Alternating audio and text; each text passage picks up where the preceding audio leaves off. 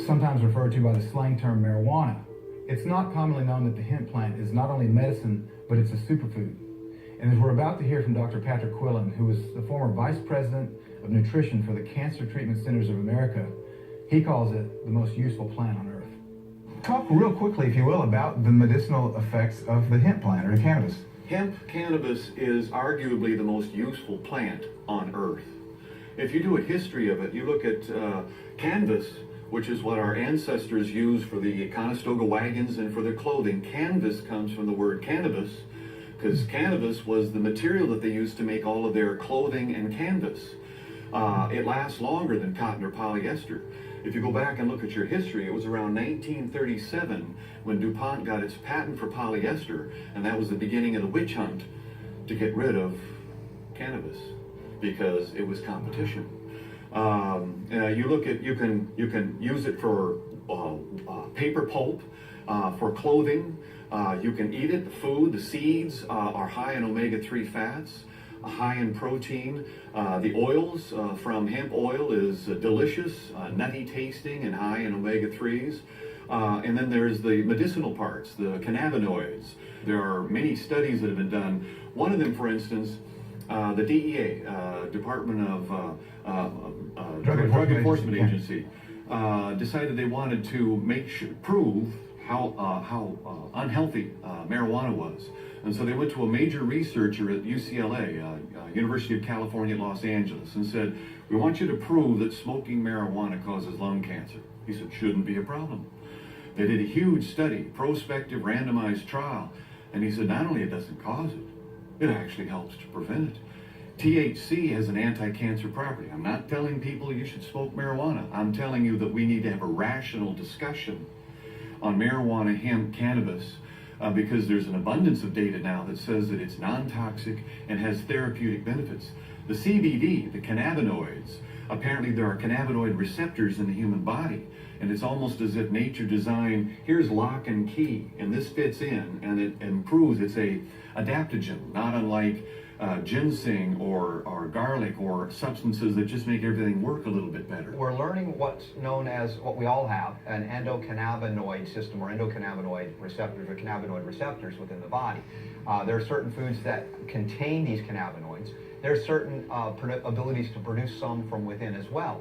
But these receptors are present almost everywhere in the body, particularly heavily entrenched in the gastrointestinal system, the liver, the brain, the nervous system, interestingly enough. And what we're finding, the impact of the two key cannabinoids, they're not the only ones, the cannabidiol, which is CBD, the non-psychoactive component is considered, and the THC, the tetrahydrocannabinol, which you say also well. And those two aspects, which the THC is considered the psychoactive component, it alters the state of the mind, and that's been argued as the dangerous addictive drug, which now doctors like Sanjay Gupta and others say, well, maybe it's not really that addictive at all. In fact, it might have benefit.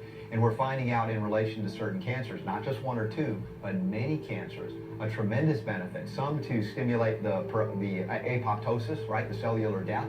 Others to address protection of cells, neurological cells, brain and nervous system cells from cancer. A lot of epithelial integrity relying upon the impact of these cannabinoids. We talk about gastrointestinal recovery, seizure disorders in children and adults.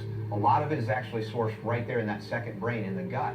And in these cases, we're seeing the use of CBD, sometimes THC, or both together, are reversing these cancers and reversing even seizure activity, seizure disorders.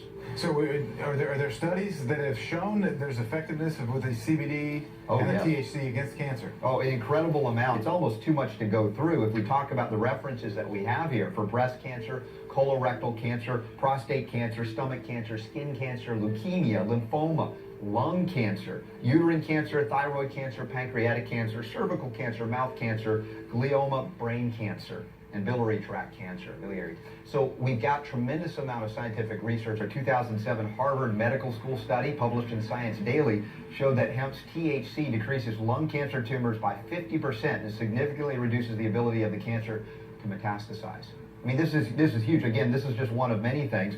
Here it is, cannabinoids. This is directly from a United States patent. This is the shocker. Cannabinoids, including THC and cannabidiol, promote the reemergence of apoptosis so that tumors will stop dividing and die. This is a profound, now, I'm not one that says there's one panacea that does everything for everyone.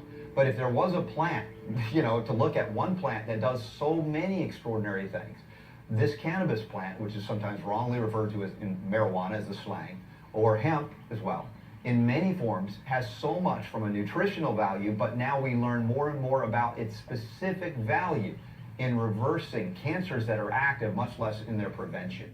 It's not a gateway to more drugs, it's a gateway to health. And I'm not smoking it, I'm not using it. I think it should be legalized and available and taxed and regulated so that we have standardized concentrations of it. If you compare it to the $280 billion a year drug industry, and according to an article in the Journal of the American Medical Association, at least 100,000 Americans die each year from the on-label use of prescription drugs. Find me the deaths from cannabis. They're not there. They aren't there.